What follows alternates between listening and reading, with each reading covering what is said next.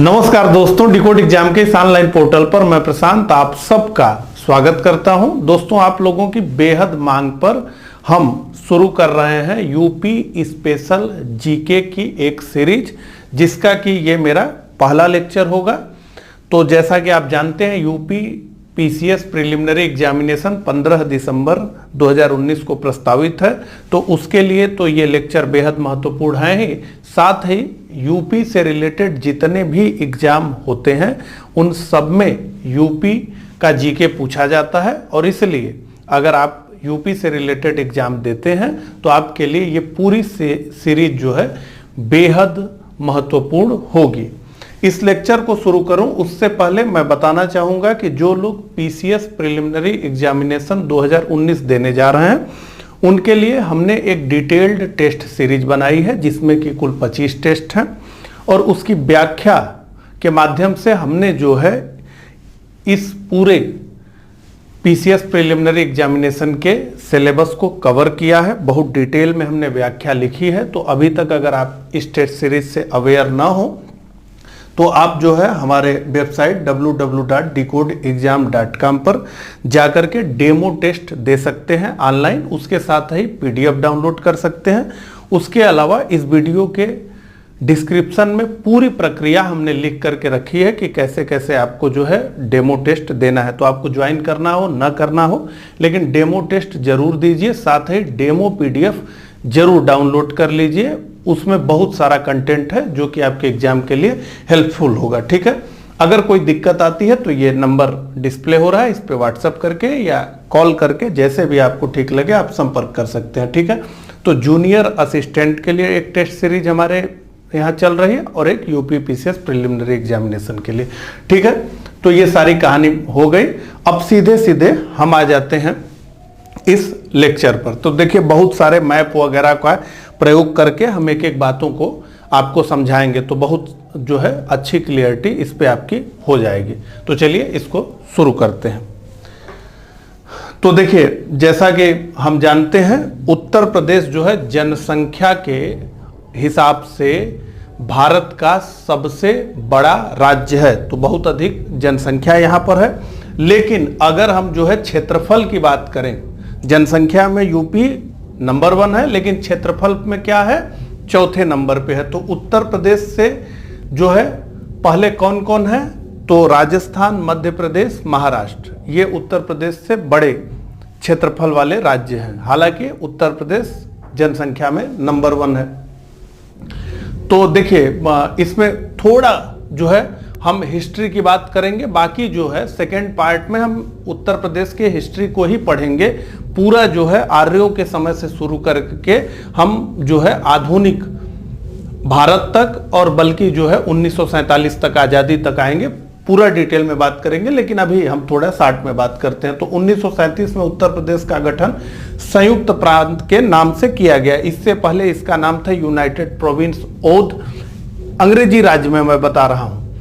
उसके बाद ये हो गया जो है United province Aundh and Agra, और उसके बाद जो है इसका नाम कर दिया गया यूनाइटेड प्रोविंस, यानी संयुक्त प्रांत है। ठीक है, तो जब जो है संविधान लागू हुआ 26 जनवरी 1950 को, इसका नाम क्या कर दिया गया, संयुक्त प्रांत कर दिया गया। संयुक्त प्रांत से बदल करके, पहले तो संयुक्त प्रांत था, बदल करके उत्तर प्रदेश कर दिया गया। हालांकि दोनों का शॉर्ट फॉर्म नहीं बदला। पहले संयुक्त प्रांत था तो यूनाइटेड प्रोविंस कहते थे, यानी यूपी कहते थे इसे, और जब उत्तर प्रदेश हो गया तो भी इसे जो है शॉर्ट में हम यूपी ही कहते हैं। ठीक है, वर्ष 1858 तक इसकी राजधानी थी आगरा, और 58 से 1921 तक इलाहाबाद, जिसे वर्तमान में हम प्रयागराज के रूप में जानते हैं, वहां इसकी राजधानी रहे। और फिर 1921 में लखनऊ को उत्तर प्रदेश की राजधानी बना दिया गया, और वर्तमान में भी उत्तर प्रदेश की राजधानी लखनऊ ही है। हालांकि उत्तर प्रदेश की न्यायिक राजधानी आज भी प्रयागराज यानी इलाहाबाद में ही है। ठीक है, अब कुछ महत्वपूर्ण तथ्यों को हम देखते हैं। वर्ष 1921 में उत्तर प्रदेश में विधान परिषद का गठन किया गया, और विधानसभा का पहली बार गठन 1937 में किया गया। तो 1921 में जो है यहाँ विधान परिषद यानी लेजिस्लेटिव काउंसिल की स्थापना हुई और 1937 में यहाँ लेजिस्लेटिव असेंबली जो है बनी। तो यहाँ द्विसदनात्मक व्यवस्था है उत्तर प्रदेश में, ठीक है। जैसे भारत में एक राज्यसभा लोकसभा, उसी तरह से उत्तर प्रदेश में जो है एक विधानसभा और एक विधान परिषद, यानी 2 सदन है शासन के जो है उत्तर प्रदेश में। अधिकतर राज्यों में भारत में केवल 1 सदन ही होता है।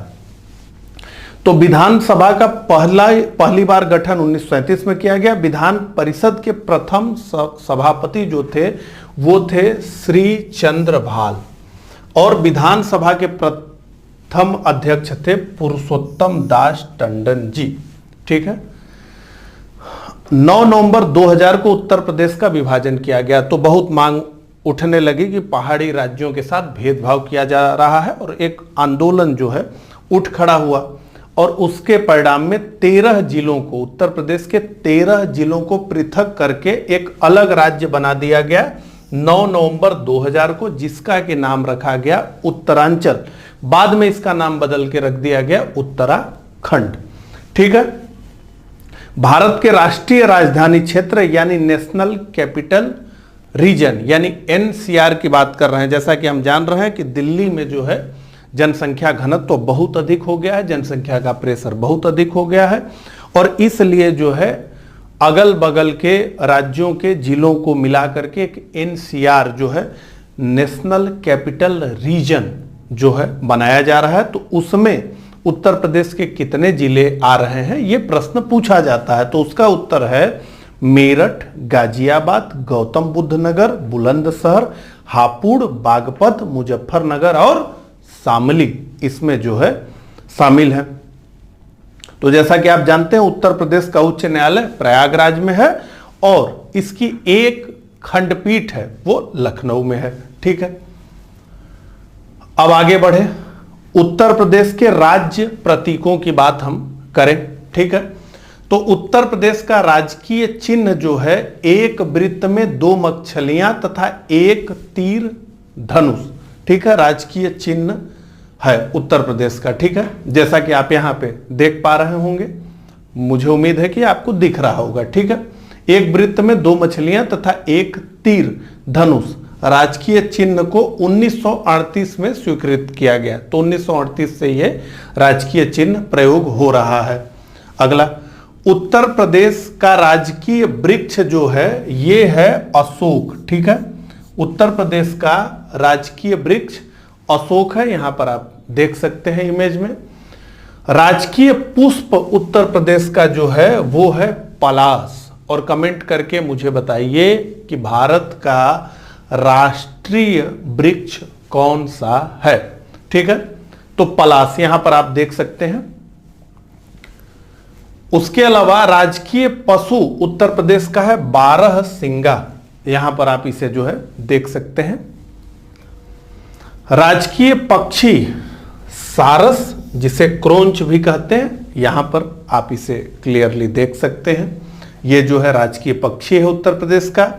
राजकीय भाषा की बात करें तो उत्तर प्रदेश की राजकीय भाषा यानी कार्यालयों में प्रयोग की जाने वाली भाषा देवनागरी लिपि में हिंदी है।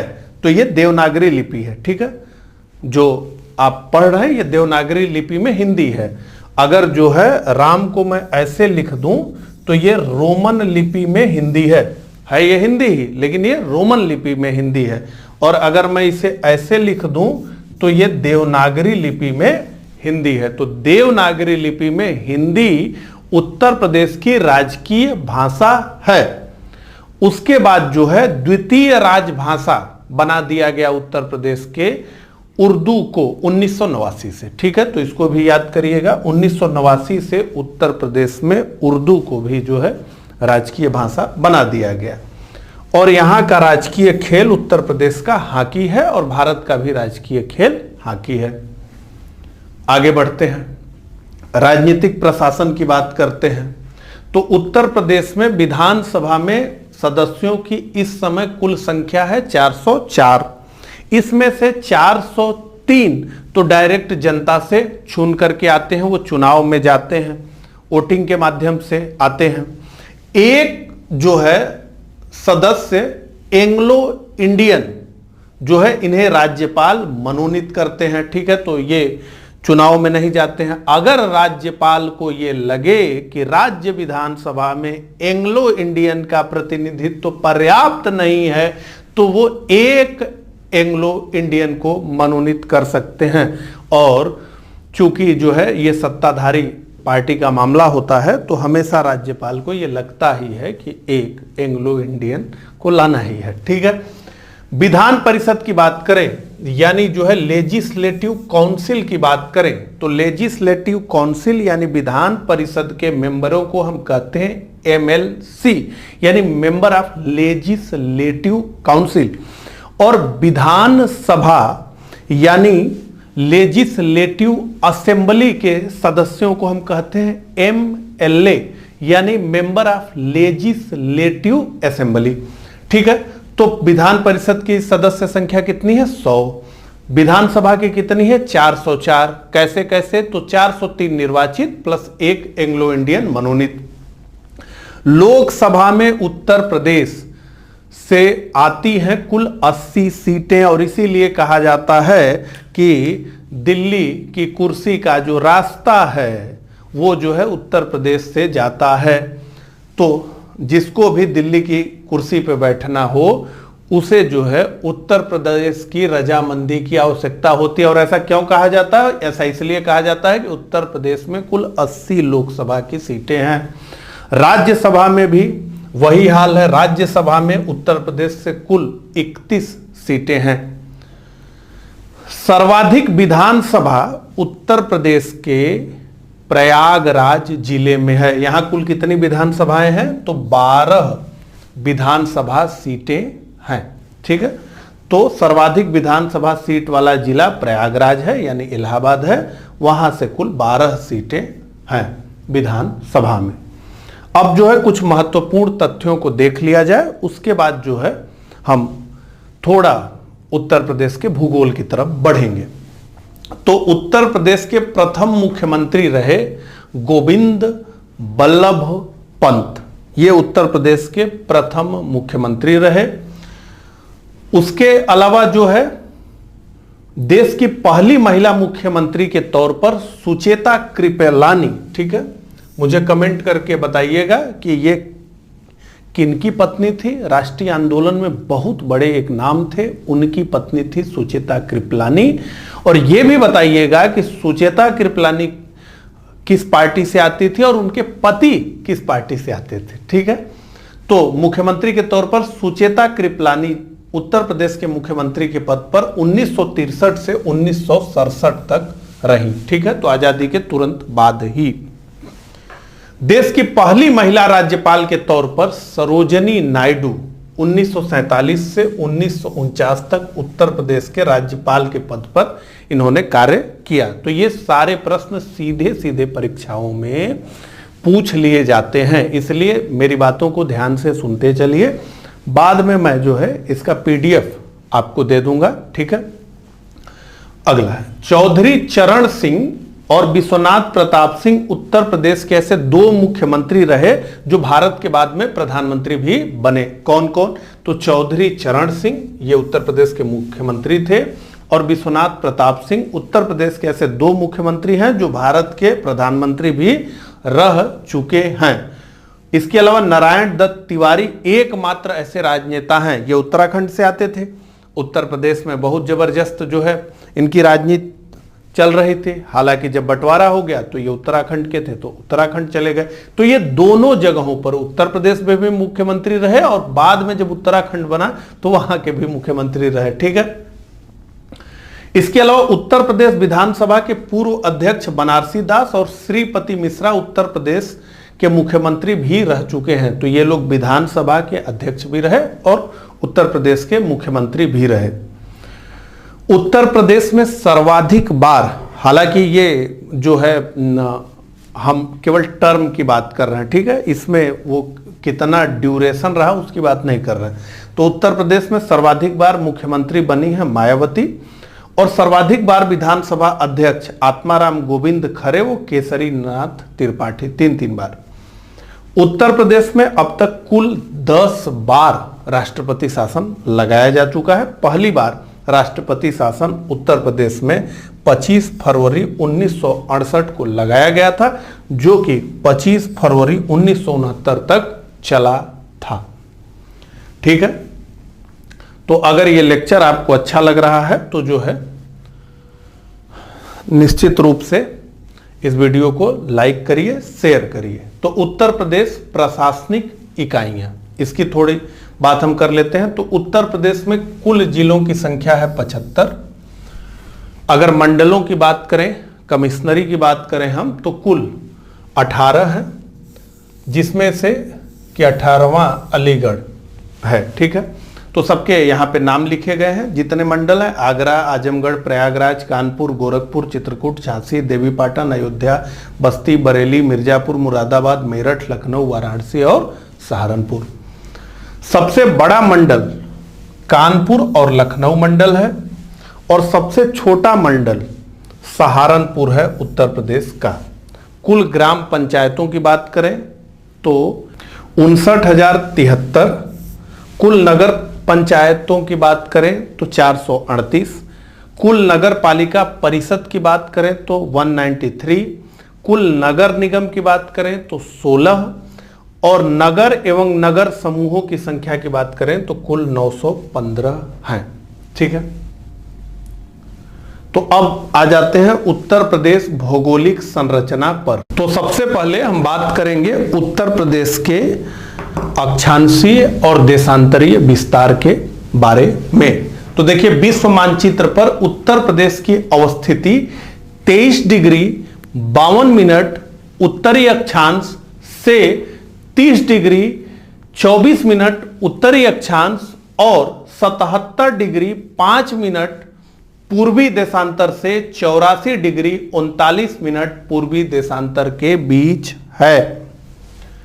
राज्य की पूर्व से पश्चिम तक की लंबाई 650 किलोमीटर है। तो ऐसे यहां से यहां तक की बात हो रही है, ऐसे 650 किलोमीटर लंबाई है।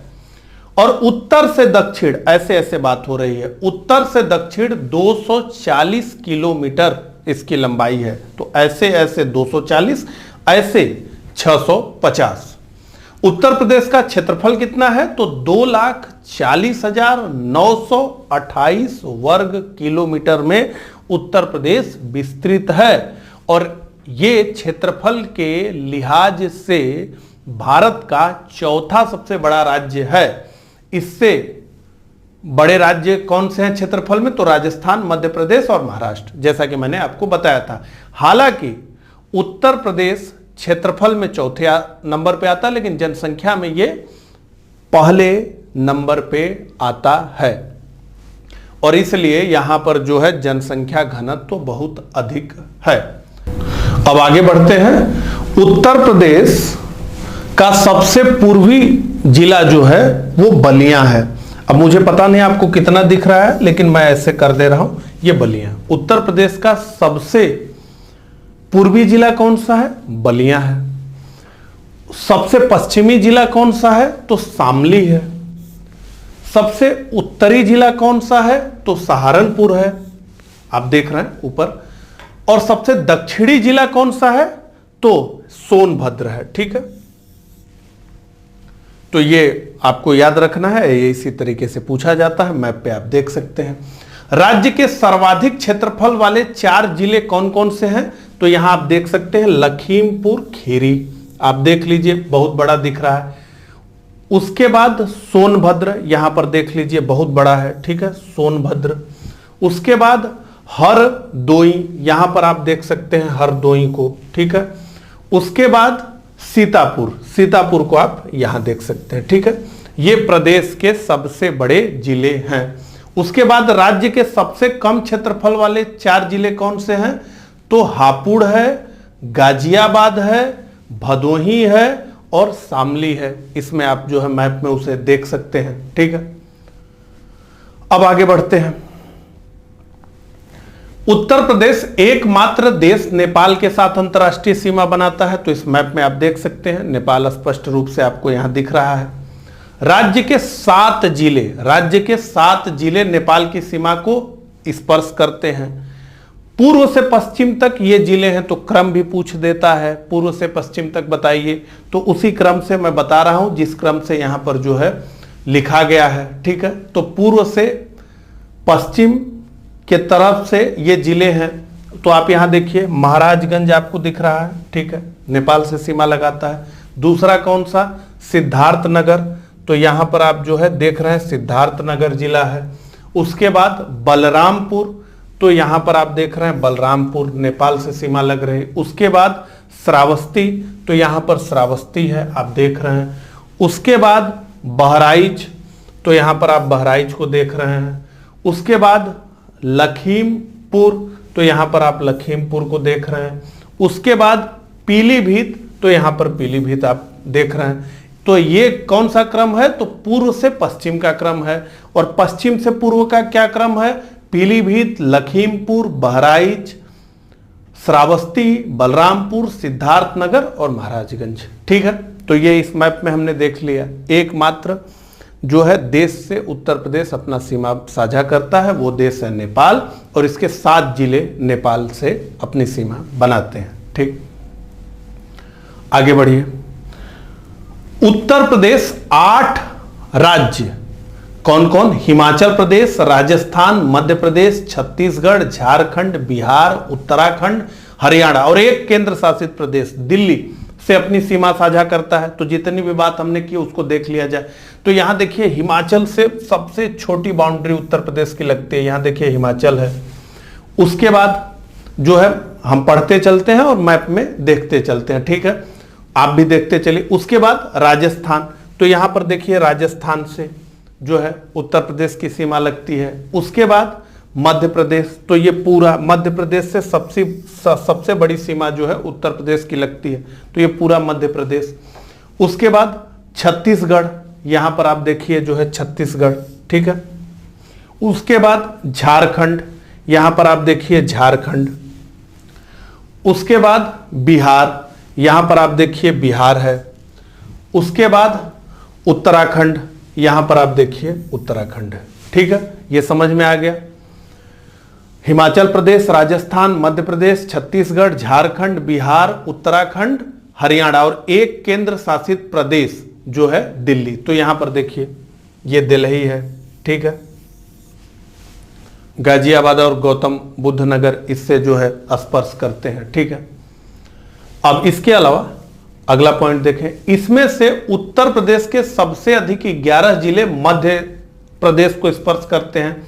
ये जिले हैं झांसी, यहां पर आप देखिए झांसी।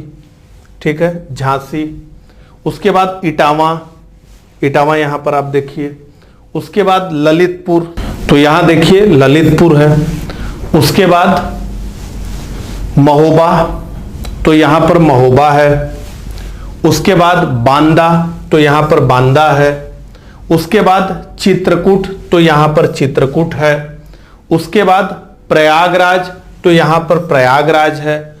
उसके बाद मिर्जापुर, तो यहां पे मिर्जापुर है। उसके बाद सोनभद्र, तो यहां पर जो है सोनभद्र है। ठीक है, उसके बाद जालौन और आगरा, तो जो है आगरा यहां पर है।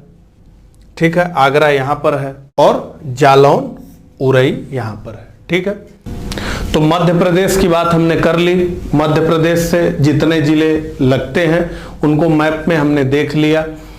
ये इसी तरह इसी पीपीटी का जो है मैं आपको पीडीएफ निकाल करके इस लेक्चर के डिस्क्रिप्शन में दे दूंगा, ताकि आप आराम से खुद से भी जो है पढ़ने के बाद देखें। ठीक है, अब उसके बाद अगले पॉइंट की बात करते हैं। उत्तर प्रदेश से सटी सबसे लंबी सीमा मध्य प्रदेश की और सबसे छोटी सीमा हिमाचल प्रदेश की है।